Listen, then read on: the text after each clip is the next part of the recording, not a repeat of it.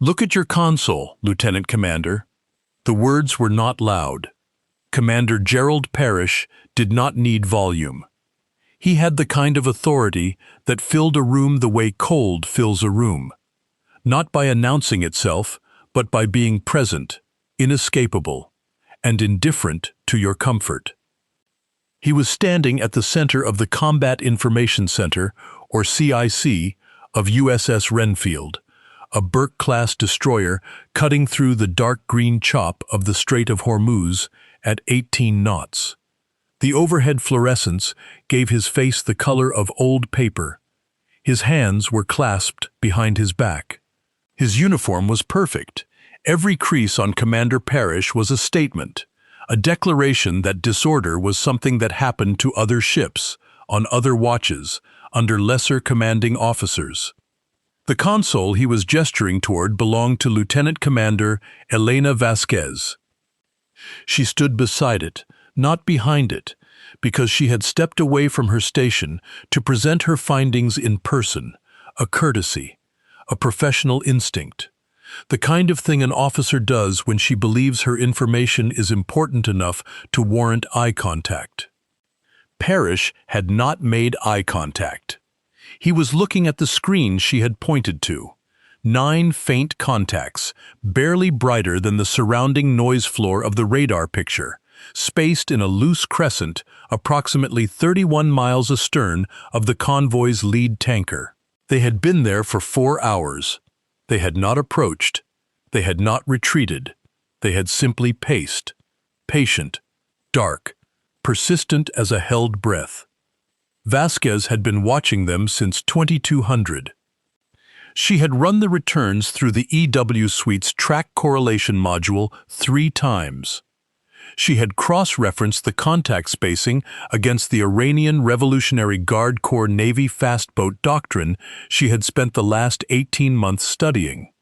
She had pulled the signal intelligence summary from Fifth Fleet's morning brief, flagged a notation about increased Erikson communications on encrypted tactical nets in the Hormuz corridor, and then she had done what a trained electronic warfare officer does.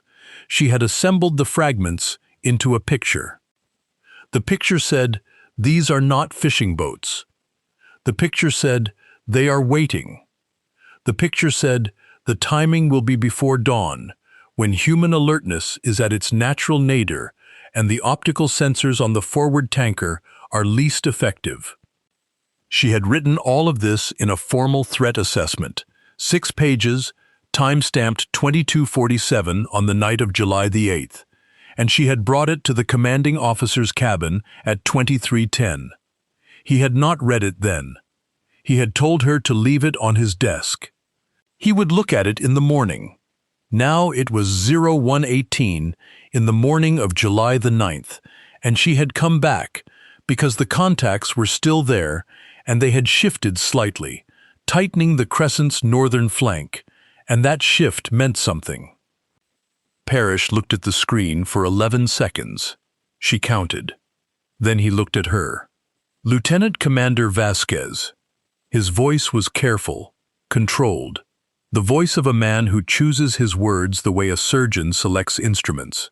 Not because he is kind, but because precision serves his purposes. "How long have you been in the electronic warfare community?" 6 years in EW, sir. 14 years commissioned service." 6 years. He repeated it with the slight downward inflection that turns a fact into a diminishment. "And in those 6 years, have you operated in the Hormuz corridor under surge conditions?" She knew where this was going. She had known where it was going from the moment he turned away from the screen without asking a single question about what he had just seen. "I've operated in 2 previous Hormuz transits, sir. Spring 2022 and fall 2024. I'm also the spring 2022 transit." He moved one hand from behind his back, a single index finger raised, not pointed at her, but at the air, the way a professor gestures when he is about to deliver a correction. That was a routine passage. Low-threat environment, pre-ceasefire talks. Entirely different operational picture. Yes, sir. The current picture is more consistent with the pre-2019 posture. The contact spacing, what you're looking at, Parrish said, is C clutter. The CIC was never truly silent. It was a place of constant soft machinery, the hum of processors, the flicker of screens refreshing, the occasional terse exchange between operators tracking surface and air contacts. But there was a particular quality of attention that settled over the room in that moment. The kind of attention that is careful not to look like attention. Lieutenant J.G. Torres, the junior officer of the watch, was suddenly very focused on his own console. Senior Chief Holloway, at the Surface Picture Compilation Station, found something important to annotate in his log. Only Chief Petty Officer Diane Reyes, Vasquez's most experienced operator, allowed herself one quick glance, a flicker of dark eyes toward her department head, and then back to her screens. Parrish continued. You have 9 low observable surface contacts at 31 miles in a known fishing corridor during a period of elevated sea state. You have no acoustic confirmation, no SIGINT intercept directly correlated to those specific returns, and no visual ID. He paused. What you have, Lieutenant Commander, is a pattern you have decided to see. He said it the way people say the word decided when they mean imagined. Sir, the track correlation module puts the probability of is automated. He said it flatly. The algorithm is not a tactical officer. It does not account for environmental conditions. The sea state in the past 4 hours has generated significant surface returns in this band before. I have records from the 2021 and 2023 transits that show nearly identical contact geometries from wave action and surface debris. He clasped his hands again. I appreciate your diligence, Lieutenant Commander. Truly. But I need my EW department focused on confirmed threats, not shadows. He looked back at the screen once more. Briefly, the way a person looks at something they have already decided is not worth further consideration. I'm rotating you off the watch. Get some sleep. I'm assigning the threat assessment lead to Commander Whitfield for the overnight. She did not move immediately. Not because she was frozen, and not because she was angry. She was neither. She was thinking, in the way she always thought, precisely, systematically, with the cool efficiency of a mind trained to find signal inside noise. She was thinking, if I push, he will dig in. She was thinking, the assessment is time-stamped. The track data is logged. The correlation module output is in the system. She was thinking, 9 boats, timed for before first light. She was thinking, 0412. Aye, sir, she said. She stepped back from the console. She did not slam anything. She did not look around the room to collect witnesses or sympathy. She picked up her tablet from the chart table, tucked it under her arm, and walked out of the CIC at a pace that was neither hurried nor dragging. The hatch swung closed behind her with a sound like a period at the end of a sentence. In the passageway outside, the ship breathed around her. The thrum of the engines was a constant below the waterline, a vibration she could feel in the soles of her boots. The smell of the Hormuz at night came through the ventilation, salt and diesel, and something ancient underneath both. The smell of a water passage that had been contested for 3,000 years and intended to go on being contested for 3,000 more. She walked to the wardroom. She poured herself a cup of coffee from the urn on the sideboard. She sat down at the table with her tablet. She opened the threat assessment she had written, and she read it again, not because she doubted it, but because she wanted to be certain she had missed nothing. She had not missed anything. She thought about Commander Parrish. She had served under men like him before. Not many, but enough. She had learned to recognize the particular architecture of that kind of confidence, the kind that is constructed from rank and precedent rather than from understanding. Men who had risen through the correct career paths, accumulated the correct qualifications, served on the correct platforms, who had been told for long enough that they could read a tactical picture that they had mistaken familiarity for perception. He was not a stupid man. He was not even an incompetent man in the ordinary run of things. He was a man who had been right often enough, in conditions routine enough, that he had lost the capacity to see what routine could not account for. She had been trying to show him what routine could not account for. He had thanked her for her diligence. She drank her coffee. She thought about her daughter, Sophia, 8 years old, who was with Vasquez's mother in San Diego right now, 7 hours behind. Meaning Sophia was at school at this hour, probably at recess, probably chasing something or being chased. She thought about this for approximately 45 seconds, the way she always allowed herself to think about Sophia when she was on deployment, a controlled allocation of warmth in a profession that required you to portion warmth carefully. Then she thought about 9 contacts pacing at 31 miles. She reached for the tablet and opened a second document. She began writing a supplemental threat assessment. Not because she expected Parrish to read it, because she intended it to exist. Because the truth of a situation does not become less true when the person with the authority to act on it chooses not to act. She wrote for 40 minutes. Then she sealed the document with her digital signature, noted the timestamp, and sent a copy to the ship's operational log server, which backed up automatically to Fifth Fleet's data aggregation system every 6 hours. The timestamp read 0154. Then she went to her bunk. She did not sleep, exactly. She rested the way a sensor rests between pulses, still, organized, ready. At 0347, in the CIC that Elena Vasquez had vacated, Commander Whitfield was doing what the commanding officer trusted him to do. He was managing the watch. He was communicating with the convoy coordinator on the bridge-to-bridge channel. He was tracking the lead tanker's position relative to the safety corridor boundaries and monitoring the standard surface traffic that cluttered the Hormuz at any given hour.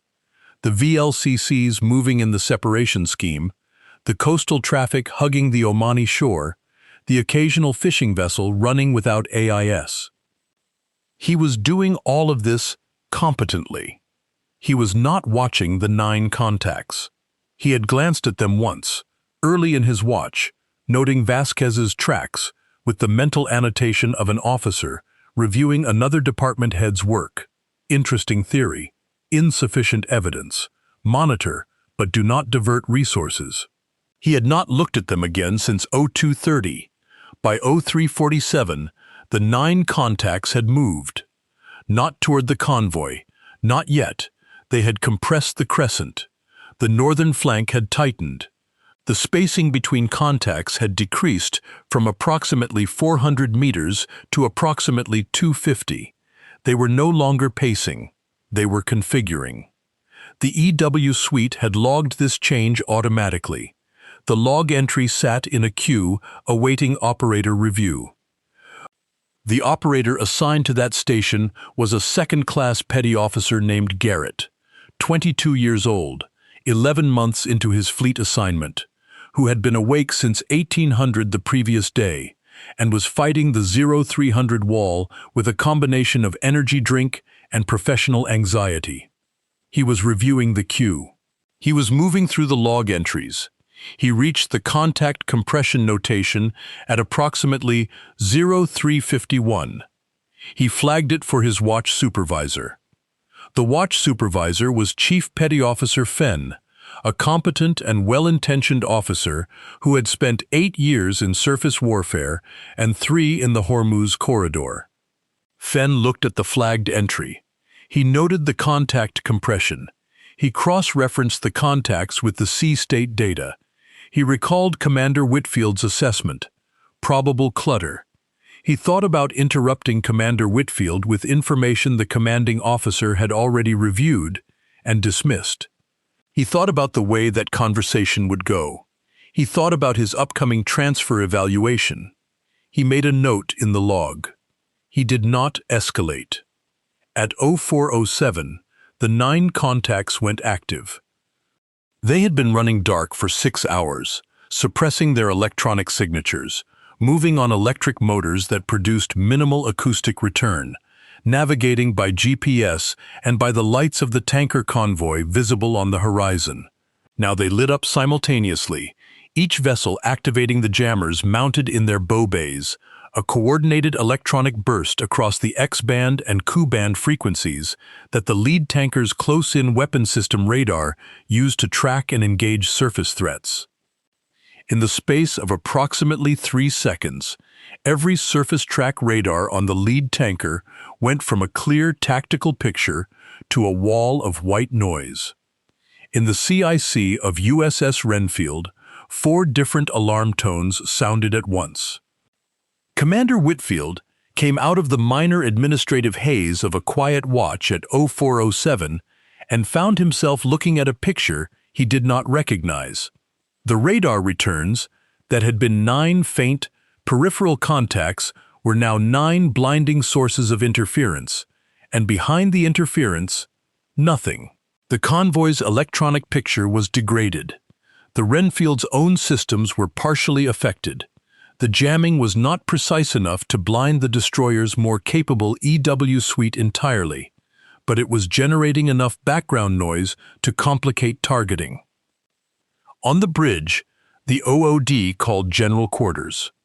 In the passageway outside the wardroom, the GQ alarm cut through the ship's spaces with the flat mechanical urgency that every sailor learns to respond to before they learn to respond to anything else.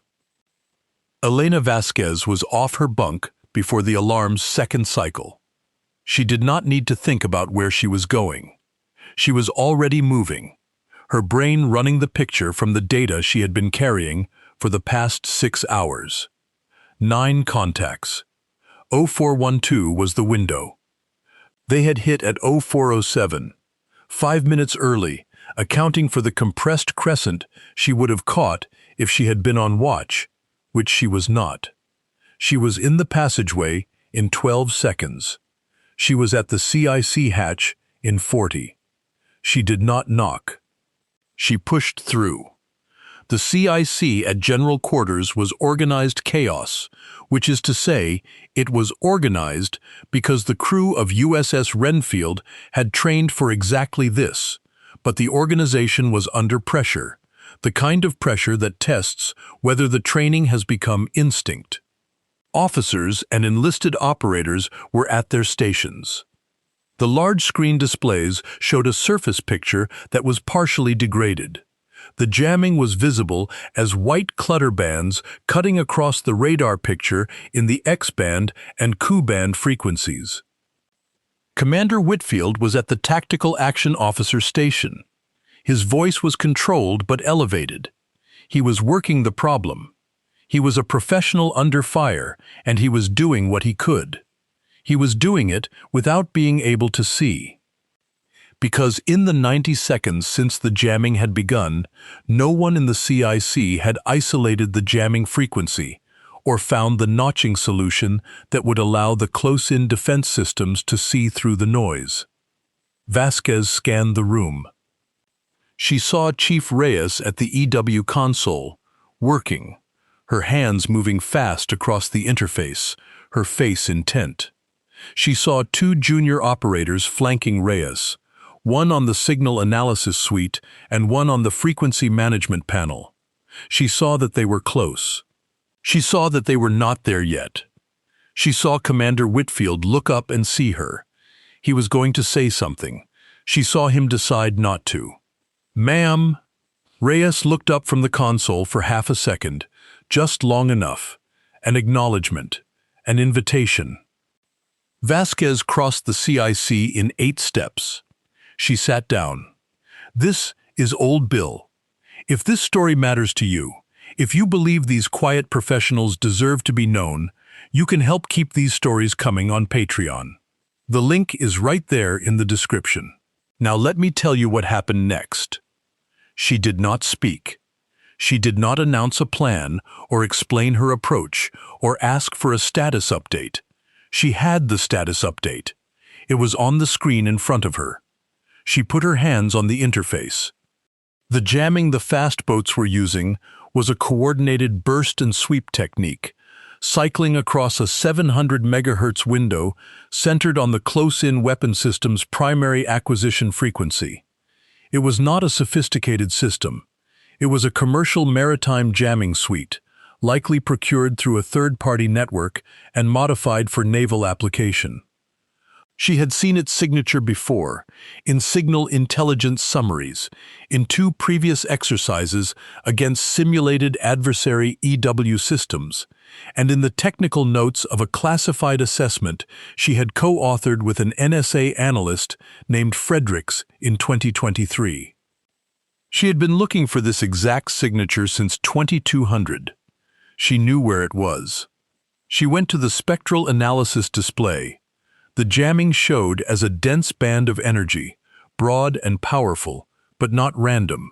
Behind the noise, at the upper edge of the sweep window, there was a structure, a pattern. The sweep was not truly continuous. It paused at 2 specific frequencies, dwelling fractionally longer than the rest of the sweep, a characteristic of the burst mode timing circuit in this particular system. That pause was the system's heartbeat. She went to the notch filter interface. She entered the first frequency. She set the notch depth. She went to the second frequency. She entered it. She set the depth. She pulled up the adaptive frequency management panel and redirected the primary C-RES radar acquisition mode to the frequency gap she had just opened, the narrow band between the 2 jammer dwelling points where the sweep was, for a fraction of a second per cycle, absent. She was moving the way she moved when she was in water, which was a thing she had done since she was 9 years old, in a community pool in Tucson, with a coach who had told her once that the way she moved through water was not like swimming, it was like being water, like her body and the medium had made an arrangement. She moved through the electronic spectrum the way she had always moved through water. It was not effortful. It was not performed. It simply was. On the C's acquisition display, the picture began to clear. Not all at once. A clearing like dawn, which comes not in a sudden flash, but in a gradual translation of darkness to definition. One edge of the surface picture resolved. Then another. Then the central corridor, the convoy track, the space between the lead tanker and the fast boats, emerged from the noise like a coastline appearing from fog. 9 contacts. Range, 8.3 miles from the lead tanker and closing. Speed, 31 knots, attack profile. 2 of the 9, the lead pair, were at 5.1 miles inside the safety corridor, having breached it in the 63 seconds of blind time before the notch solution came online. Chief Reyes said something under her breath. It was not a word. It was the sound a person makes when they understand the full shape of what almost happened. Vasquez reached for the targeting solution interface. She did not hand it to the weapons team immediately.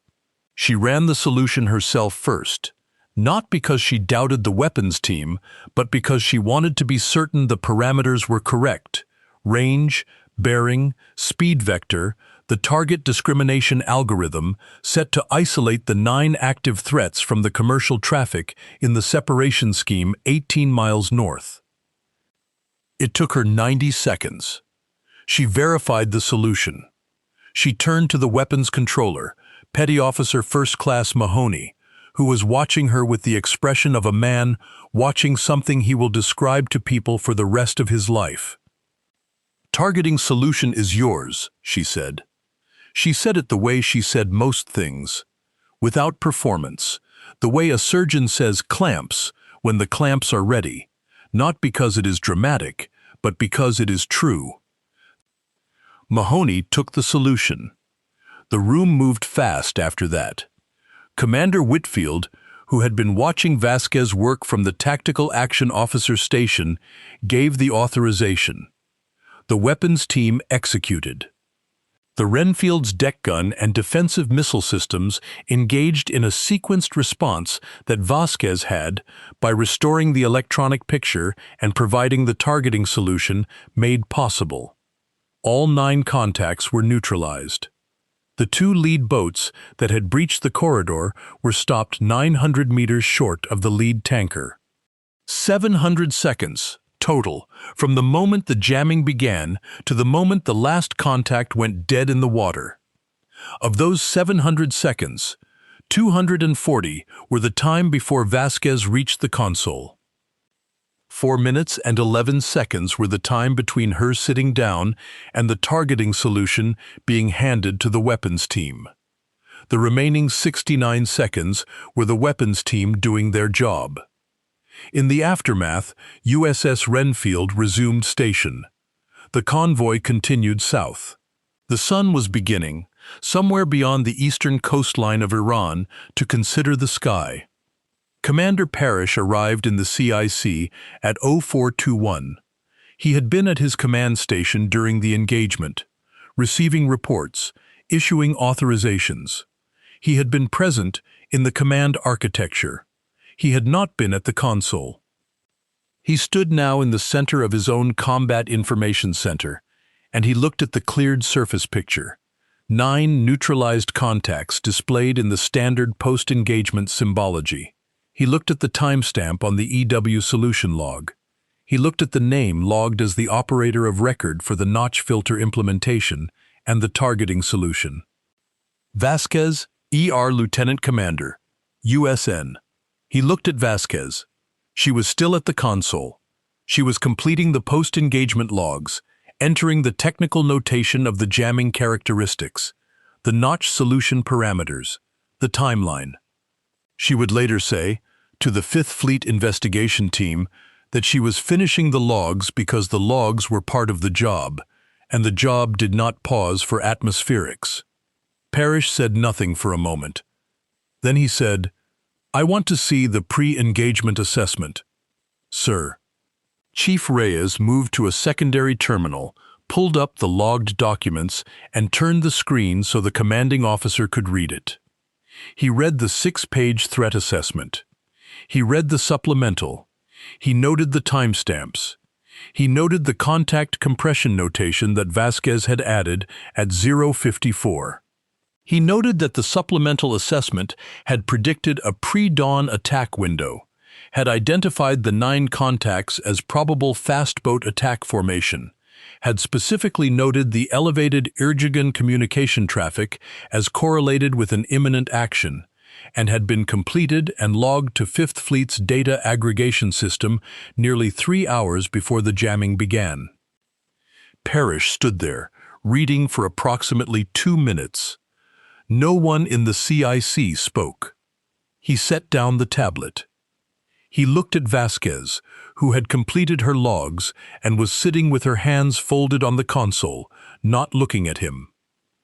"Lieutenant Commander Vasquez," he said. She turned. He did not say, "I was wrong." He was not constructed for that particular sentence, but he said something that, from a man like Gerald Parrish, in a moment like this, was the functional equivalent. He said, "Well done." She looked at him for one moment. She said, "Thank you, sir." She turned back to the console. It was not forgiveness. It was not absolution. It was the professional exchange of a subordinate with a superior in a chain of command, and nothing more, and she was not interested in making it more. What she was interested in was the post-engagement log, which was not yet complete, and the 5th Fleet situation report, which needed to go out on the 0500 comms window, and the debrief she needed to conduct with her EW team, because there were lessons in what had just happened that her operators needed to carry forward. She was interested in the work. She had always been interested in the work. The USS Renfield's operational report for the night of July 8th to 9th, 2026, went to 5th Fleet Headquarters in Bahrain at 05:02. It was a comprehensive document. It described the swarm engagement, the electronic warfare environment, the degradation of the close-in defense systems, and the restoration of the tactical picture that allowed the targeting solution to be completed. It included, appended as supporting material, the pre-engagement threat assessment, authored by Lieutenant Commander Elena Vasquez at 22:47 on July 8th, and the supplemental assessment at 01:54 on July 9th. Rear Admiral Patricia Holt, Commander 5th Fleet Surface Warfare, read the package at 06:40 Bahrain time. She read it twice. She called her Chief of Staff. She said, "Get me the fitness report file on Commander Gerald Parrish, and get me Renfield's EW department head on a secure line." The call with Vasquez lasted 23 minutes. Holt asked precise, technical questions. Vasquez answered them with precise, technical answers. At the end of the call, Holt said something that Vasquez would carry for a long time afterward. She said, "The timestamp on your first assessment, Lieutenant Commander. 22:47. You had this right." Vasquez said, "Yes, ma'am." Holt said, "And then you went back and wrote the supplemental at 01:54. Vasquez said, "The contact geometry had changed, ma'am. It seemed appropriate to update the assessment." There was a pause on the secure line. Then Holt said, "You updated the assessment, after being rotated off the watch, after being told your read was incorrect." Vasquez said, "The picture hadn't changed, ma'am." Another pause. "No," Holt said, "I suppose it hadn't." The formal inquiry into the events of the night of July 8th to 9th was convened within 72 hours. It was thorough. It did not reach for drama. It examined the logs, the timestamps, the communications records, the track data, and the decision chain. The inquiry found that Lieutenant Commander Vasquez had correctly identified the threat 9 fast boats, Irgixing affiliation, pre-dawn attack profile, beginning at approximately 2200 on July 8th. It found that she had correctly assessed the risk to the convoy and properly documented that assessment. It found that Commander Parrish had been presented with that assessment and had declined to act on it, assigning the threat read to a different officer without reviewing the underlying technical data. The inquiry also found that the watch supervisor on the overnight, Chief Petty Officer Fenn, had received an automated alert of contact compression at 0351 and had not escalated. And the count is still rising. And the count is still rising. And the count is still rising. And the count is still rising. And the count is still rising. And the count is still rising. And the count is still rising. And the count is still rising. And the count is still rising. And the count is still rising. And the count is still rising. And the count is still rising. And the count is still rising. And the count is still rising.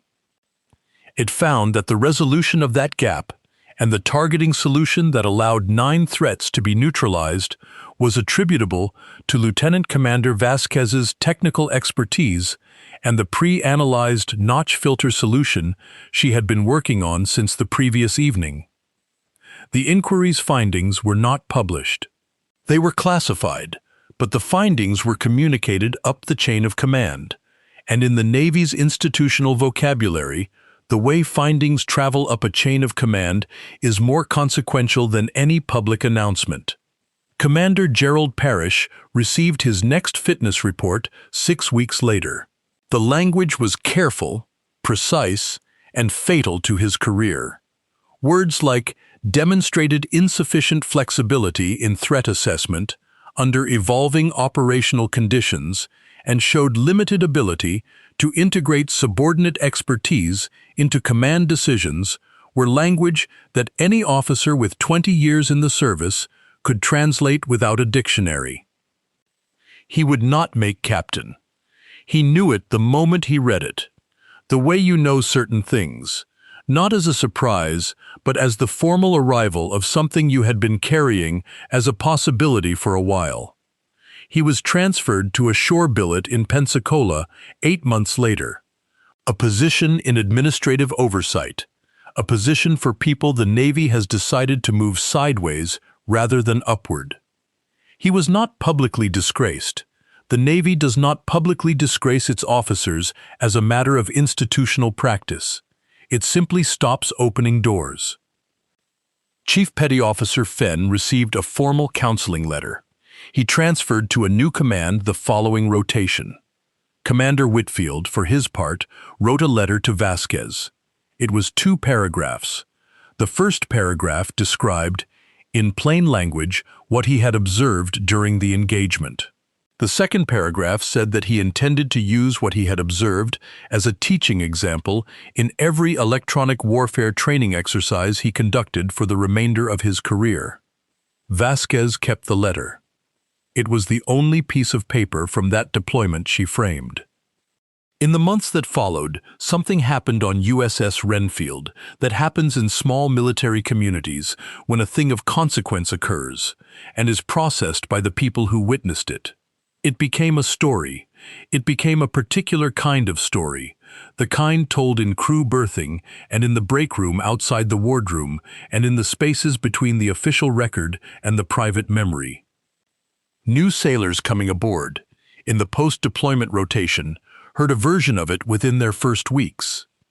The details shifted slightly with each telling, as details do. The number of fast boats varied depending on who was telling it. The time on the clock changed. The gap in defensive capability grew longer, or shorter, depending on the teller's sense of drama. But the core of the story remained stable. An officer had been told her picture was wrong, had been rotated off the watch, had written the documentation anyway, because the picture was not wrong, and she knew it was not wrong, and the documentation would exist whether or not anyone was willing to look at it that night. And when the moment came that she was needed, she had sat down, and she had done the work, and it had taken her 4 minutes and 11 seconds. And afterward she had gone back to completing her logs, because the logs were part of the job. This was the story that circulated.